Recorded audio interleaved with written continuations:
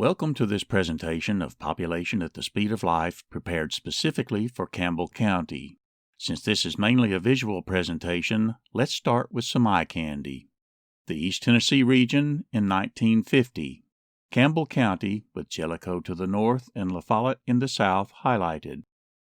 Fast forward to 2010, 60 years of growth at the speed of life. Hi, I am John Lamb, producer and presenter of Population at the Speed of Life. I am retired after almost 22 years as Blount County Director of Planning. I am also president of East Tennessee Quality Growth, or ETQG, covering the 16 counties shown on the map. East Tennessee Quality Growth is a 501c3 nonprofit organization with mission to promote regional and local dialogue, along with regional cooperation and local action. This presentation is part of outreach by East Tennessee Quality Growth to Campbell County. Understanding population growth and change is important for various undertakings, whether you are in government, a civic group, a nonprofit service organization, or a business. Making analysis vibrant and optimally useful requires more than just presenting data, tables, and graphs. It requires understanding the life dynamics underlying population growth and change, to glean insights from the past, to comprehend the present, and to imagine the future. It can lead to understanding of how we, from all walks of life and in the many roles we play in our community, fit into the dynamics of population growth and change. It also allows consideration of how the values we hold and apply in our lives and in our communities shape the population we and following generations are born into, live and age through, and exit when our time comes. Knowledge is important, but an informed imagination is more important than knowledge alone. My goal is to engage your imagination and inform it as we consider growth and change of our population over more than 170 years. Imagine Campbell County. Population growth and change. The pattern of single-family residential development can provide a geographical context for the population growth trends to follow. Let's return briefly to the eye candy. Cue into the pattern of residential development in Campbell County in 1950. Fast forward again to 2010. Knoxville was the large urban center of a growth pattern extending regionally into surrounding counties. Campbell County was at the edge of the larger regional growth pattern, but still part of it.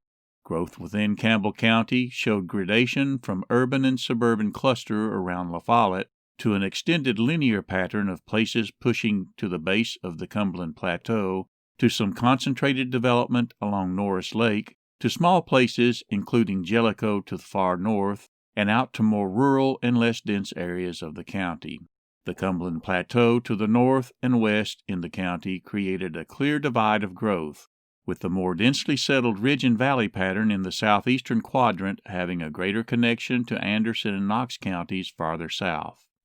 Using the most recent available census in 2010, the county population numbered 40,716 people. The most recent census estimate showed a decrease of 874 people in 9 years. In answering the question of how did we get here, we must look at a trend over time. This was the trend of county population over 110 years, from a little more than 17,000 in the year 1900, more than doubling to greater than 40,000 in the last population count in the year 2010. The trend was erratic, with growth of the new planned town of La Follette and associated industries leading early growth, followed by Norris Dam and Lake picking up slack after 1930, and a boost during the war years in the 1940s. There were limited local data for analysis of population dynamics prior to about 1950. But a deeper resource of local data from 1950 onward. We thus clip the graph to focus on population growth dynamics over 60 years. We will return to an important pre-1950 trend later. To understand the dynamics of growth, the decade difference or change in total population provides a start. In this initial instance, the county population decreased by 6,433 people in the decade from 1950 to 1960. We can do the same calculations for each successive decade to discover the trend. and we can graph the results as decade population change. Note the variability. This reflected underlying dynamics or changes in the components of growth. The basic components of population growth or change were natural increase and net migration. Natural increase was based on the subcomponents of births and deaths, with positive natural increase resulting from more babies being born than number of people dying, and negative natural increase resulting from more people dying than babies being born. For immediate analysis, summary figures for natural increase were used, reserving consideration of the subcomponents to later. Net migration was the difference between number of people moving into and moving out of the county. For analysis, accounted summary figures for net migration were used, since separate data on underlying flows of people moving into and out of the county were not readily available. We first consider natural increase. We return to the graph of population change shown earlier and add the component of natural increase. The trend was relatively smooth, with peak in the 1950s, followed by generally continuous decrease and turning slightly negative by 2010. The peak in the 1950s may be attributed to the baby boom, with substantially more babies born adding to the population than people subtracting from the population by dying. Looking at the other end of the graph, we find slightly negative natural increase, indicating proportionately more deaths and possibly slowing births.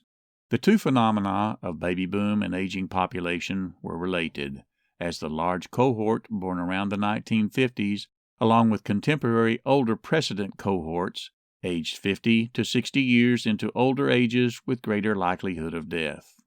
Across the same time span in the nation as a whole, births showed a variation not evident in summary natural increase.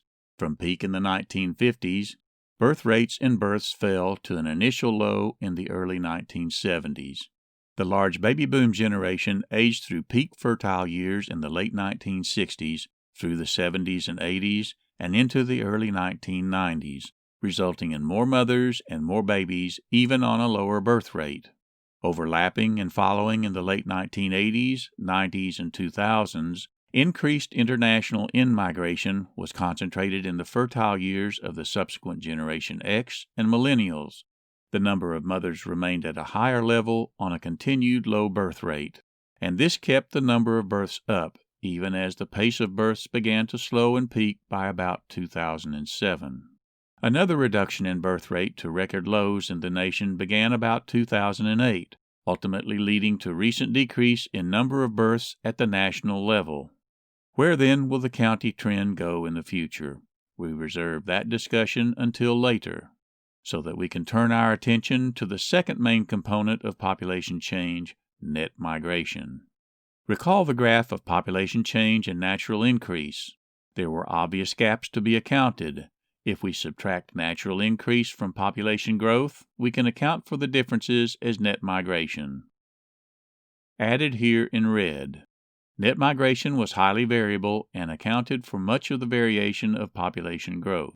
This led to a varied influence on population change. The 1950s saw a large outmigration from the county, as more people left the county than moved in, overwhelming the positive natural increase of the baby boom to result in substantial population decrease.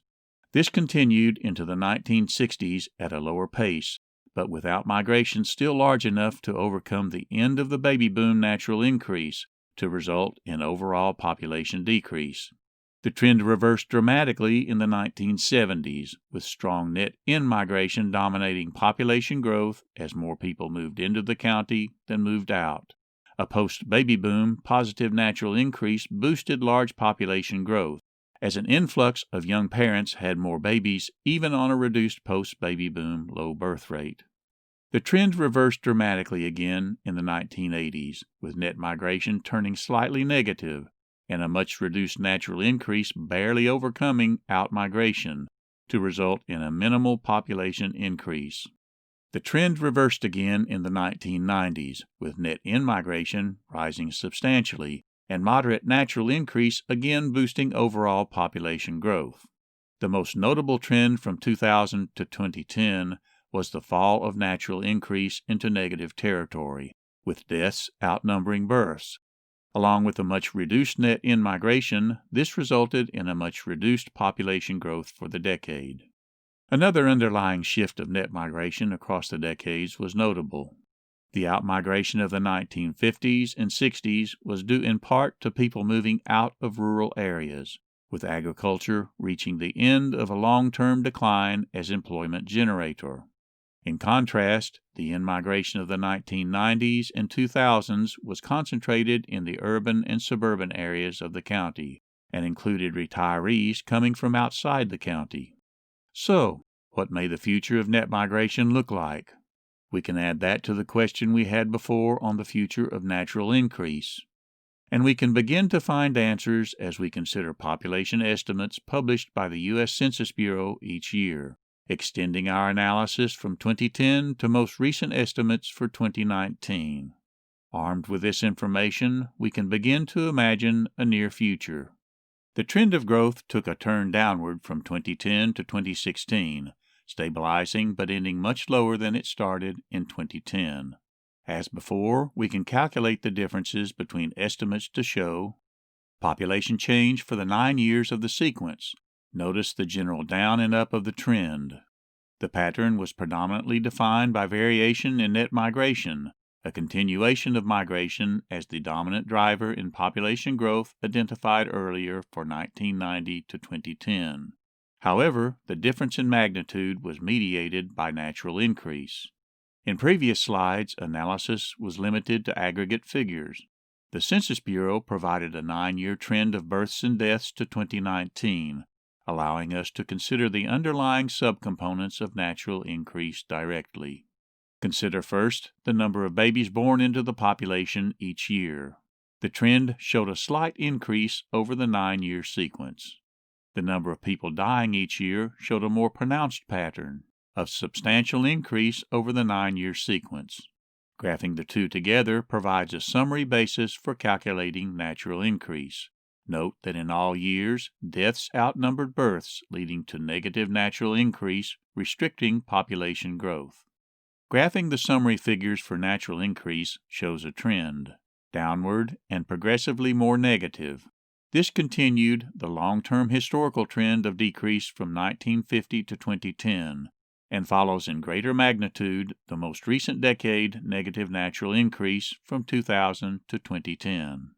We can graph population change and the two components together to see a comparative trend over 9 years. This is so close to a full decade that you can almost imagine what the next 2020 census will show. I invite you to imagine a near future. If we assume that the last year of the sequence can be duplicated reasonably in the next year, we can sum components across the 10-year span and graph the result as an estimated projected full decade from 2010 to 2020. We then can add our graph from previous consideration of decade trends to allow recent and near future analysis. The trend of declining natural increase continues more negative. The component of net migration continues recent trend of decrease, but slows a bit from the previous decade. This results in a trend of substantially reduced population change, turning negative, with a decrease of population in the decade dominated by negative natural increase. Let us challenge our imagination further and consider what a future beyond 2020 may look like. Natural increase will probably continue deeper into negative territory as the baby boom ages fully and deeper into senior years, resulting in more deaths. Hard to say where net migration will go. It may increase, or it may decrease, or it may continue at the level of the last decade. Whatever the case, population change may continue to decrease, due especially to the pull downward of greater negative natural increase. This probable dynamic is reflected in official projections published in 2019 by the University of Tennessee Center for Business and Economic Research. Thus, the county is projected to enter a phase of decreasing population over the long term. In the following analysis of age characteristics of population, we will use generations as markers. This was the trend in U.S. births along with generations by birth year. The beginning and ending years of generations may not match other published ranges, but suffice for present purposes. approximate generation age groups were used to fit graphics of population characteristics by age for 5-year cohorts in the graphs to follow. Thus, graphic portrayal will be off by a year or two for the actual beginning and ending birth years of most generations. However, year boundaries and spans for Generation Y, also called millennials, and the following Generation Z were still being debated at the time of producing this presentation. Note that the millennial generation in blue is shown as a 21-year span to the year 2000. Some argue that the span for the millennial generation should be closer to 16 years, bringing Generation Z about 5 years further into the graph. Some would limit the span of Generation Z to about 15 years, making the sequence of Generation X, Millennials, and Provisional Generation Z approximately the same spans. These provisional adjustments were introduced into the analysis to follow at appropriate points for the narrative. But for now, we focus on the baby boom. Net migration was the dominant component defining recent trends in population growth or change. We can gain further insight into this component by looking at the variation across ages of the population. We highlight the baby boom for illustration since it was the generation that spanned our base data from 1950 to 2010. We also highlight the senior population for evidence of retirement in migration into the county. Our immediate task is to disaggregate the decade summary figures we saw earlier. We focus first on the decade 1950 to 1960, move the graph to the corner of the frame, and disaggregate the summary decade figure into net migration by 5-year age groups, from 0 through 4 years old on the left to 75 years old and older on the right. We highlight the approximate age range of baby boomers present at the end of the decade in 1960 as our reference population marker. And we note the net migration pattern, keeping track of whether there was predominant out-migration, shown below the zero axis, here by label down, or positive net in-migration, shown above the zero axis by label up, when that occurred in subsequent decades. As we follow the tracking by decade to 2010, the decade of 1950 to 60 showed substantial overall out-migration, labeled down. We now follow the tracking in successive graphs.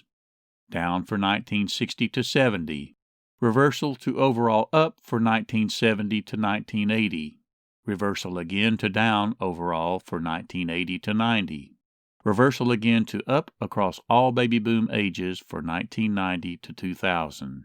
And continuing up, but a little less pronounced, from 2000 to 2010. Remember the overall decade-to-decade pattern of baby boom net migration for future reference. Down, down, up, up. As meanwhile, we turn to consideration of the senior population and retirement migration. Some report receiving promotional information from the American Association of Retired Persons, or AARP, beginning as early as their 50th birthday, and this seems to ramp up at age 55. 60 to 64 years old is considered by some as early retirement age. However, traditionally, age 65 has been the indicative age for retirement and Social Security benefits, and 65 has become the standard starting age for defining the senior population. For some of the following analysis, the ages from 55 to 64 were presented as extended context for narrative. Traditional retirement age is highlighted on the graph of net migration by age from 1950 to 1960.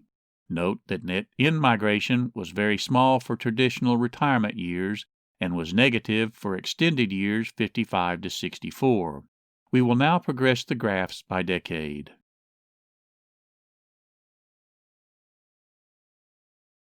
To 2000 to 2010, showing a stronger net in-migration for traditional retirement ages, along with extended ages 55 and older. To get a clearer view of net migration by age, we can reduce the axis and transform to a more readable graph. Note the strong net outmigration at age 75 and older.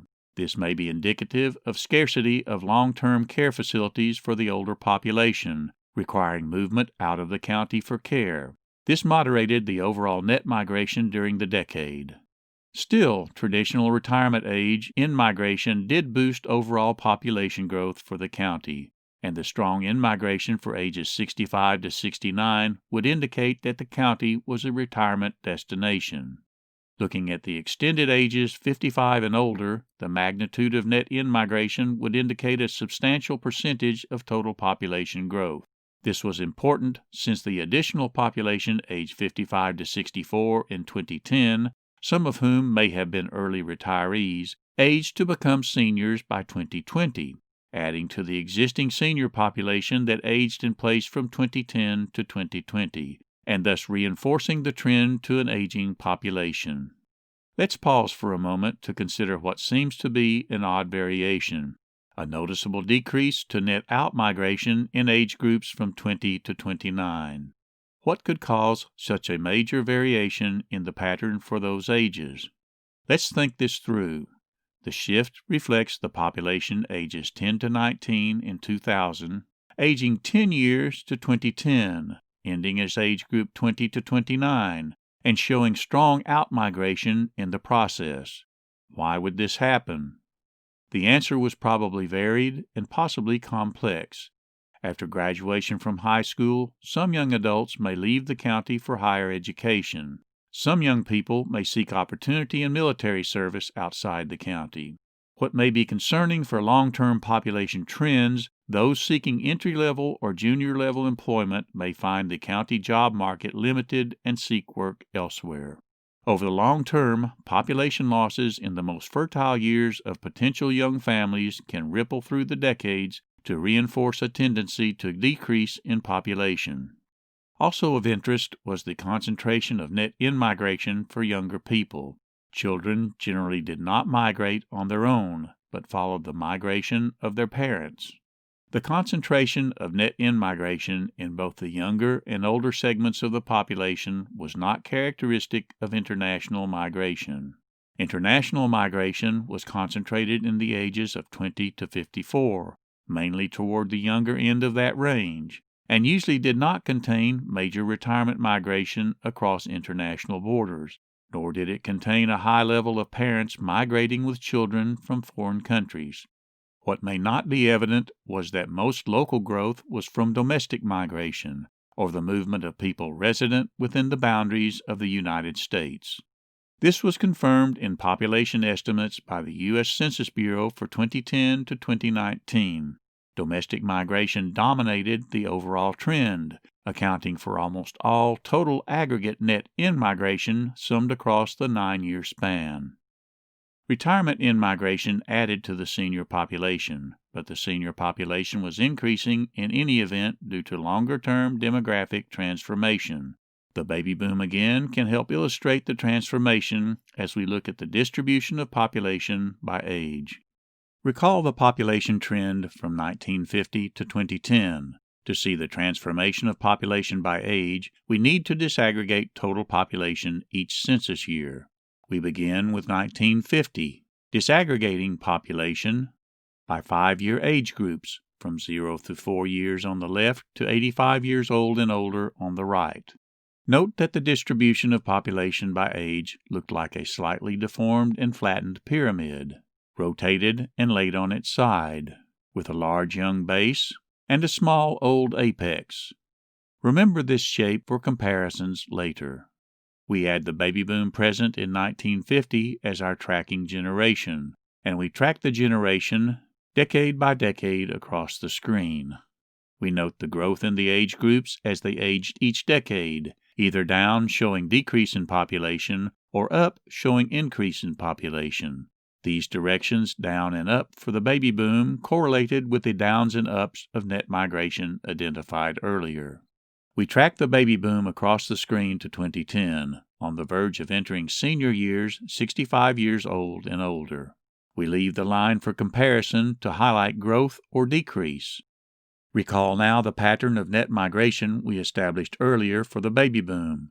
Down, down, up, up, by decade from 1950 to 2010. Watch the blue columns for age groups in relation to the pink comparison line to see migration play out in population distribution, and to see the transformation of the distribution over 60 years. We begin with 1950, with net outmigration resulting in a large shift down for baby boom population by 1960, followed by the sequence of down substantially again for 1970, reversal to up for 1980, reversal again to down slightly overall for 1990, reversal again to up for 2000, and finally continuing up for 2010 as the baby boom reached the verge of entering senior years. Note the overall shape of the distribution, with substantial population and age groups up to senior years. This was very different from the starting pyramid shape in 1950, and was due in part to net migration, especially for the last 2 decades. The population transitioned to an older distribution even before the baby boom entered senior years. The large bulge of the baby boom at the time raised concern of impact on future senior population and related programs such as Social Security and Medicare. The popular press and some academic sources had a label for the pending phenomenon, but I prefer to use a more local term: triple whammy. The baby boom was a large generation. Though at net count it went down as it aged through the decades, it recovered somewhat and grew within the county by net in-migration in the 1990s and 2000 to 2010. And something not evident, it was a generation that was surviving longer, and thus reaching senior years in greater numbers. This last leg of the triple whammy may be the most important factor transforming population distribution by age, from the past and into the future. We will return to this important factor later. But first, let us look at the future senior population in the context of generations aging. This was the distribution of U.S. births by year to 2010 with generations overlaid. We cue on the GI or World War II generation born from approximately 1901 to 1924, and flip the generation sequence as overlay onto the 2010 population distribution by age. We again define the senior years age 65 and older, and age the generations across the screen, decade by decade, projected into the future. Note that the projections to follow assume continued in-migration and out-migration in the future. Thus the blue columns may increase or decrease as they progress across the screen.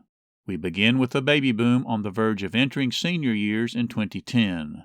Using official projections published in 2019 by the University of Tennessee Center for Business and Economic Research, we see the baby boom age to 2020, with a large portion of the generation entering senior years. This is the projected situation coterminous with the production of this presentation. Looking ahead another 10 years shows the baby boom fully aging into senior years by 2030.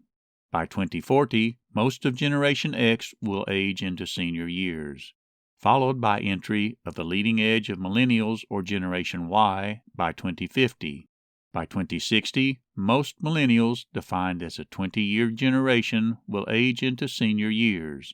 But this calls to the fore the alternative definition of generations, with Generation Z provisionally claiming ages 60 to 64. If we use a 15-year span for Generation Z and age that provisionally defined generation 10 years, we find the majority of Generation Z aging into senior years by 2070. The teens and young adults of Generation Z present today in 2020, including those that may in-migrate into that generation over the decades, will be future additions to the senior population, and will maintain overall population transformation as an older distribution 50 years hence. You may have noticed that the population distribution up to senior years in 2020 progressively reduced as projected to 2070. This reduction in the range from children to young adults to middle age and mature ages is reflected in long-term overall population decrease. The county is projected to lose its fertile young parents and thus its base of children, and this will successively ripple up the age scale over the decades. Part of this is related to the long-term trend into negative natural increase with lower birth rates, but part is also due to projected continuation of outmigration in the most fertile years from 20 to 29 years old, noted earlier. We can now dig deeper to show the trend of senior population growth as a percentage of total population, to highlight the dramatic transformation of the population distribution over 120 years. This is the trend of senior population from 1950 to 2010 and projected to 2070. The graph shows increase with a noticeable rush as the relatively large baby boom ages into senior years from 2010 to 2030, but then is followed by peak and trend to decrease from 2040 to 2070. The total population begins a decrease from 2010 to 2020, which continues long-term to 2070. To gain more comparable summary numbers, we can calculate the percentage of seniors to total population. Note that the substantial decrease in total population paired with slower decrease in senior population will result in a proportional increase in percent of senior population in future years, resulting in a graph illustrating relative growth. The percentage of total population accounted to seniors aged 65 and older rose from 1950 to 2010. The population was aging even before entry of the baby boom into senior years. The pace increases as the relatively large baby boom is projected to age into senior years from 2010 to 2030. This is followed by moderate increase based more on declining total population than on growth in senior population as noted previously, but with the percent of seniors maintaining at the higher level as relatively large successive Generation X, Millennials, and Generation Z continue to age into senior years. Focus on the 29.24% of total population in 2070. As this relates to the projected population distribution in senior years by 2070, ask yourself if this percent will decrease in the future. If total population, and especially the younger population, continues to decrease or level out in the future. Probably not. The distribution and dynamics of the population at that time will have momentum to maintain a high percent of senior population well into the future. This leads to an important conclusion. The present baby boom is just the leading edge of an enduring transformation in the age distribution of our population, and the transformation will span many subsequent generations, continuing at a high percent of seniors to total population well past the turn of the next century. It is not, as the popular press labels the transformation, a tsunami. It is a persistent sea rise that will last for a long, long time. It involves generations present in the population today in 2020 and will involve subsequent generations to come for the remainder of the century and beyond. Let us pause for a recap of what we learned and imagined to this point. We established a continuous population trend from 1900 to 2010 and projected to 2070. Most of our initial analysis focused on the years 1950 to 2010 to illustrate underlying growth dynamics of natural increase and net migration. Natural increase showed a trend of decrease, while net migration was more varied and was the stronger determinant of population change. We used our imagination to extend analysis to 2010 and the near future to show that deaths would outnumber births and natural increase would drop deeper into the negative, providing a drag on the still prime determinant of population growth, net migration, and ultimately leading to population decrease. Projections indicate that population growth will turn to a long-term decrease.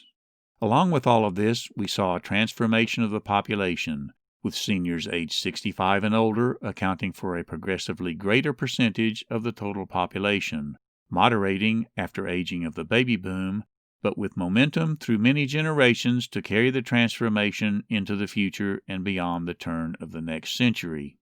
What was not as apparent in the aging transformation was a powerful factor which had its origins as far back as the turn of the century in 1900.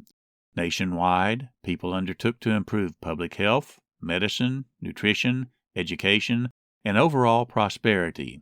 These and other improvements combined to extend lives and push deaths to older ages. The underlying trend was summed in the very important demographic component of population growth and change: survival. We got a heads up when we identified surviving longer as a third leg of the impending triple whammy. with the baby boom on the verge of entering senior population in 2010. To facilitate consideration of this important factor, we use a series of U.S. survival functions every 10 years from 1900 to 2000. The initial graph portrays expected survival of a cohort born in a given year, here 1900, assuming the death rates by age at the time. In reading the graph, the numbers reflect percent of total population expected to survive by year of age. As example, in 1900, you would expect 80% of the babies born would survive to age 5. That means that you would expect 1 in 5, or 20% of babies born in 1900, to die before age 5. The graph is essentially the inverse of the death rate. As the graphs progress decade by decade in following frames, the movement of the graph line will go up, though some may perceive a bulge progressing to the upper right. In any event, the movement tracks a continuous improvement of survival over 100 years. By the year 2000, the expected survival to age 5 reached close to 100%. This reflected a great leap of improvement from expected 1 in 5 deaths in 1900 to less than 1 in 100 deaths by the year 2000. Of note was the proportion of improvement that occurred prior to 1950. Most of the improvement in survival happened from 1900 to 1950, especially for the younger population, and most of that was due to the dramatic increase in survival for the population younger than 5 years. There also was a cumulative improvement of survival across all ages, such that a baby born in the year 2000 could expect to greet a near 100% year-to-year survival well into its adult life, and expect its cohort to survive to age 50 and older in high numbers. Survival is a powerful concept in considering population dynamics, but most people do not think in terms of demographic survival, tending to think more in terms of how long will I live. Period life expectancy at birth is a computed measure of average length of life for a cohort in a given birth year, assuming mortality or death rates by age in that year. Life expectancy showed considerable improvement from 1900 to present. We will turn to that in a moment. But first, life expectancy as a single measure allows us to highlight some important differences that have underlain aggregate data presented up to this point. We focus on more recent trends from about 1970 to 2010. There was substantial difference in life expectancy between white and black segments of our population, showing a narrowing over time, but with the white population living on average about 4 more years than the black population in 2010. In contrast, Hispanic and Asian Americans lived on average about 3 and 6 years more than the white population, and thus 7 and 10 years more than the black population. Another important difference was between male and female. Females had a longer life expectancy than males. This was true for both white and black segments of the population, with white and black females outliving both white and black males. Calculating life expectancy at age 40 for men and women and correlating with income shows that higher income women outlived lower income women and consistently outlived men at all paired income levels. The variations were substantial, with a difference of 10.1 years in life expectancy between high and low income women, and a difference of 14.6 years between high and low income men. Income also had differential effect over time, with improvement in overall life expectancy led more by improvement within the upper income population, and the lower income population neither showing improvement nor adding to aggregate life expectancy. We now turn again to the aggregate. Over 109 years, from 1900 to 2009, life expectancy at birth improved substantially with addition of more than 30 years of expected life. We got to this point in 2 distinct jumps. First, a relatively rapid improvement with much variation to about 1950. Second, a pivot to slower improvement with less variation off the trend line. This was consistent with the trends we saw earlier in survival, pre-1950 to post-1950. The trend had momentum to more recent times with some variation. Recent trends showed a downward drift from 2013 to 2018, which reversed by 2019. But just as the flu epidemic in 1918 temporarily affected life expectancy at the time, so may the present epidemic of COVID-19 also cause a temporary variation through increased deaths. However, the longer-term trend will probably continue improvement, with projected addition of 10 years by the turn of the century. Can the future hold more? Some note that ancient text describes the present situation fairly, with range of expected life from 70 to 80 years. However, other ancient text provides a different perspective, with ideal of 100 years or more for expected life. Assuming successful breakthroughs in medicine and aging research in the near future, we may be on the cusp of that ideal. And some speculate that many in the youngest generations present and being born today may routinely live to 100 or even 120 years old. Not only would this maintain the transformation of our aging population, but also may intensify it in the future. To this point, we have focused on the interrelated dynamics or mechanics of population growth. I want to switch gears now and focus on other less obvious factors. Imagine values and purpose as important underlying factors driving population growth, particularly the value of health. Health is important in sustaining survival and lifespan, and is thus important in the life dynamic of population growth. Health is a central value and may be broadly defined. The profession of public health often refers to an aspirational definition that dates back more than 70 years.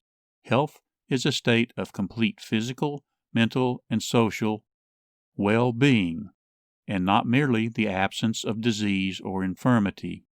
The profession of city and county planning also incorporates health as part of its purpose, exemplified in the purposes of the general plan defined in Tennessee state legislation dating back almost 100 years, to best promote the health, safety, morals, order, convenience, prosperity, and welfare, often shortened to health, safety, and welfare. Welfare was an old term that developed different meaning over time. The broader term well-being from public health may serve better in present discourse. We noted earlier that life expectancy varied by gender, race, and income. This was related to variations in health and well-being, and also showed broad geographical variation. In particular, the South, as context for East Tennessee, ain't too healthy. Tennessee and many other southern states fall below the national average for life expectancy. Tennessee ranks down 45 out of 50 states.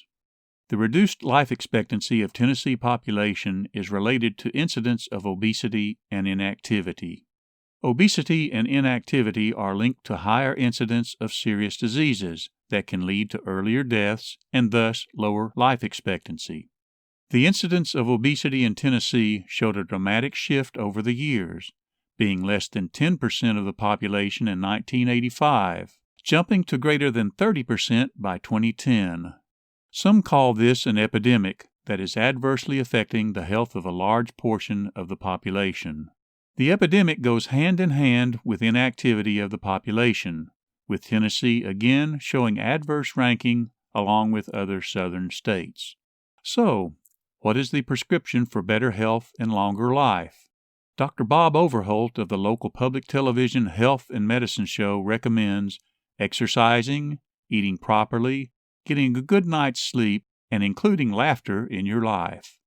Exercise in particular is important and can have beneficial effect on health and well-being comparable to a blockbuster drug, and it can be an inexpensive prescription that includes routine activities of daily life in our communities. Health is related in many ways to our built environment in which we undertake those routine activities of daily life in our communities, and is an important part of quality growth. This is recognized in the profession of city and regional planning, particularly planning for active communities that can harvest the health benefits of exercise. The profession of public health also recognizes the importance of the built environment in sustaining well-being, and there is a growing literature on how we can build our communities to enhance health. The Tennessee Department of Health has recently launched a built environment and health program which recognizes that how we build our communities is tied to primary prevention of disease and infirmity. Let us now tie things together and exercise our imagination.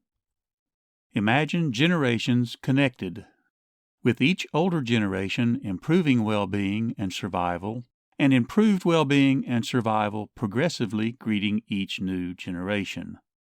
We start with the survival curve for 1900 and overlay generations of interest at the time. The unnamed 3 predecessor generations span ages in which they would have impact on the health and well-being of their contemporary and future population. The named lost generation was too young to have much impact at the time, but would come of age during World War I to take their literary moniker and impact in the next century. Let us now fast forward 50 years to find the predecessor generations aging out of high-impact years by 1950, with the lost generation in their prime, along with the GI or World War II's greatest generation, and the early years of the silent generation that would come of age at the end of World War II and shortly after. Over 50 years, these generations were instrumental in the big jump in survival to 1950, which greeted the baby boom. The accomplishments of at least 6 previous generations boosted the health, well-being, and survival chances of the large new generation being born around 1950. In recognition of improved health and longevity, let us expand the high-impact years to age 85, and again fast forward another 50 years. By the year 2000, the first 3 predecessor generations passed off the graph. The lost generation and the leading edge of the GI generation aged through and out of high-impact years. The silent generation, the baby boom, and Generation X aged into their prime high-impact years. These generations built on the improvements from previous generations and improved by another 50-year increment the health and well-being and survival of the population. The new Generation Z, in provisional age span, was greeted by a small incremental improvement from 1950 to 2000, less it would seem than that which greeted the baby boom in 1950.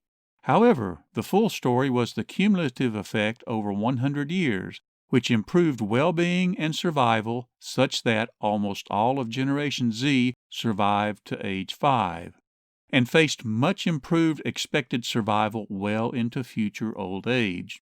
Let us again recognize the improvement in health and longevity, and expand the high-impact years to age 90. And let's project to get more recent, to 2020, coterminous with the production of this presentation. We can add the provisional adjustments to Generations Z and Y or Millennials and show a new generation that some are calling Alpha. In recognition of recent activism that focuses on the awareness of youth for their own well-being and probable improvements in survival and longevity at older ages, we can expand the years of impact to encompass ages 15 to 95 and include much of Generation Z, Millennials or Generation Y, Generation X, the baby boom, and the silent generation, all of whom stand to improve their own well-being and the well-being of generations to come. We can get a sense of the generational relationship by overlaying the first generations present 120 years prior in 1900. In relation to the baby boom, the links between health and well-being and improvement to survival spanned at least 7 generations. This may challenge our thinking to consider a much expanded time horizon for contemplating our important work at hand. We are the first generation of more generations. Just as our predecessor generations improved our well-being, so we have the potential to improve the well-being of our 7-generation span. Our goals need not be limited to ourselves, our children, and grandchildren. our goals may rightly consider even our great-great-great-great-grandchildren. What we do today, what we build today, can outlive us by many generations. On a more personal note, the baby child, more likely the grandchild, and more likely still the great-grandchild you hold today, may live to hold your great-great-great-great-grandchildren, your 7-generation future. I invite you to imagine that this is our quest: health, safety, well-being, survival, quality growth, both of a healthy population and of a healthy built environment to support that population. And our communities will be better for this, for us, and following generations, to live long and prosper and be well. Imagine that. This presentation is an outreach of East Tennessee Quality Growth to encourage regional and local dialogue, along with regional cooperation and local action. Thank you for imagining with me.